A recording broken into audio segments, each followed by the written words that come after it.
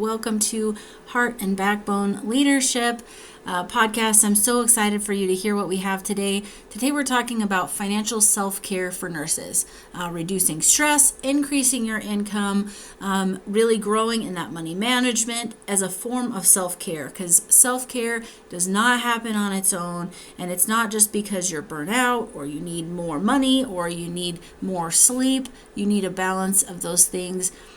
Creating greater career and life flexibility. So self-care and why it matters. So there's a hidden crisis. We have an overtime dependency cycle. We're focused so much. We need more money. We got to get these student loans paid off. We got to do this. We have to work more. We have to, I've got to be there for my patients. We have all sorts of reasons why we get into this trap. But financial stress is one of the most overlooked contributors to nurse burnout. Like I said, overtime dependency, job dissatisfaction. Many nurses earn a competitive salary, but still feel trapped in the variable schedules, the debt burden, lack of financial education tailored toward the nursing profession. So that's how I'm here to help. Every shift. How often does money impact your work or mood? So think about this. Every shift, a few times a week, maybe it's occasionally or rarely or never. Just think about that for you. What is that money stress? Money stress is huge. If you need money and your boss says you want to do some overtime, you're going to be a lot more likely to pick up that overtime if you need the money. So your financial vital signs, self-assessment. What's your cash flow look like? What money is coming in?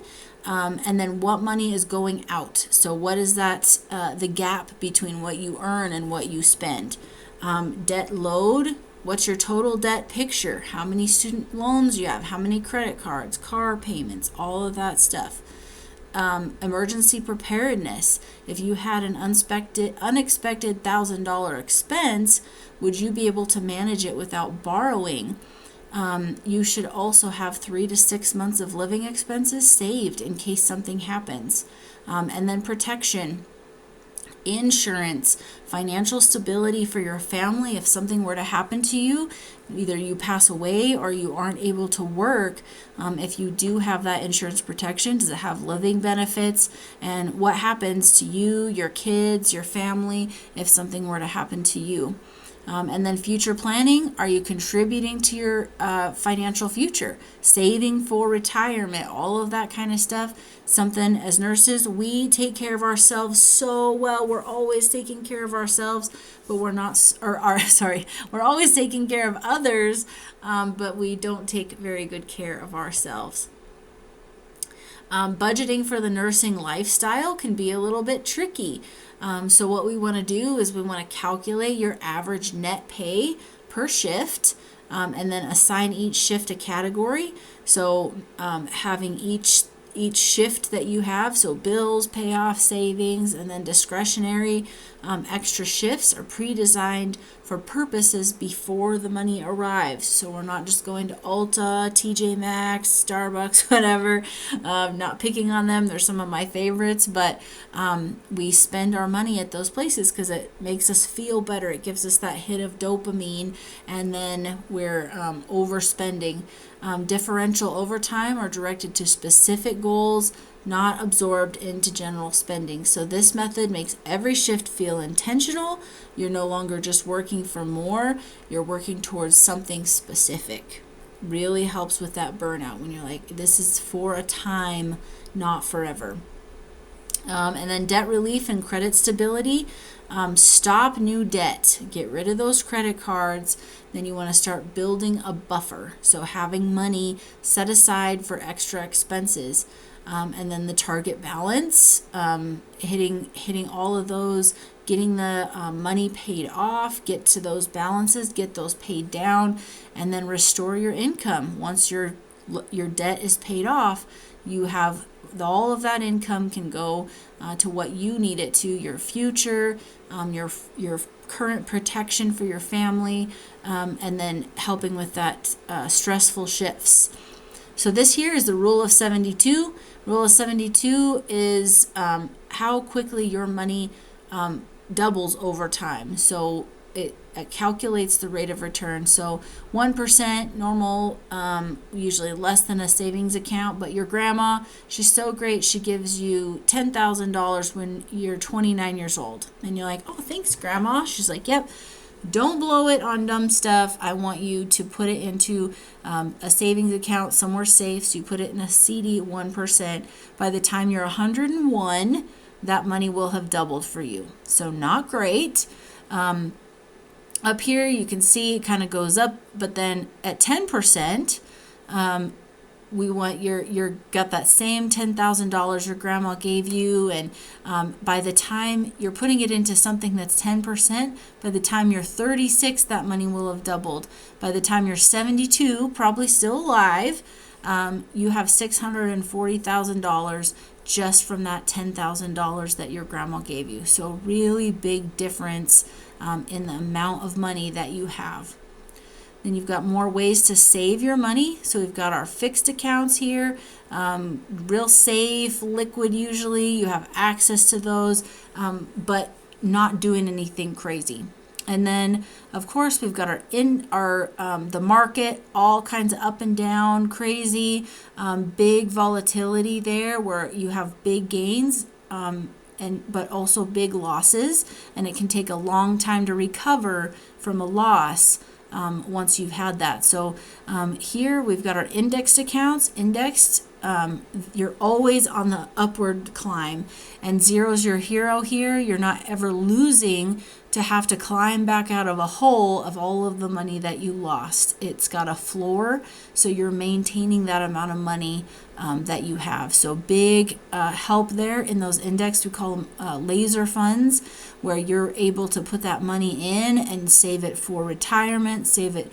A lot of it has access liquidity, so you can get to it if you need it. So a lot of great benefits to these accounts.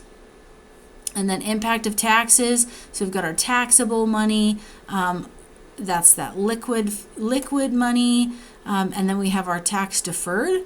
So tax deferred is your 401ks, 403bs, things that your employer gives you usually. And these are rough because you are creating a huge tax debt with these as you get closer to retirement. So your money goes up, that amount that you owe the government goes up because you didn't pay taxes on the money going in. So the government has to get their cut of your retirement. Well, right now you're in the lowest tax bracket you'll probably ever be in. So, and then taxes are likely going to go up in the future. And what if taxes are 50%? You had $1 million saved, you thought you were good for retirement, and then that money comes out and you are no longer good for retirement. So we have to be very mindful of how we diversify your accounts. And then we have our tax advantage. So those indexed accounts I was talking about, tax advantaged. You're paying money on the little piece of the pie going in, but then you're not paying taxes on the distribution at the end. When you retire, all of that money is yours. You don't have to pay taxes on it. So you can see why it's important to have something in each of these buckets. So then we have our 30-day healthcare plan. Spending charge. Identify a single monthly habit that could be reduced or taken out after shifts, pausing a subscription, setting up a weekly discretionary limit. The change should be specific and measurable. And then take one action. This is contributions to your emergency fund. Get that savings action going just a little bit at a time. There's some great apps for that to help you contribute to your savings. And then one future financial goal. I'd love to help you with that. If you're like, I don't know how to save for my future, I don't know how much money I'm going to need in retirement, we can help you with that. And then resources and expectations. If you will send me a message, I'd be happy to send you a customizable per shift budgeting template. It's designed for the variability of nursing income, including fields for differentials, overtimes, and specific shift-specific spending assignments, and then a debt tracker. Those are really great. And then your financial wellness resources, you can reach out to me as well, and I'd love to send you those. And then, so your key takeaways: financial stress is a major but addressable contributor to nurse burnout and overtime dependency. Awareness, just really that first step is growing in awareness, checking your financial vital signs, if you will. And then per shift budgeting helps you align that money where you need that money to work. And then that creating that financial breathing room. Financial self-care isn't about perfection. It's about progress, one shift, one decision, and one goal at a time. So if you'd like to take a serious look at this, who do you know who could benefit from more education? Other nurses who could really use that help? How can I help? Could this be a help for me or my family? And then the business. Do what I'm doing. Build a business around helping people with their finances. For me, it's nurses. It doesn't have to be nurses.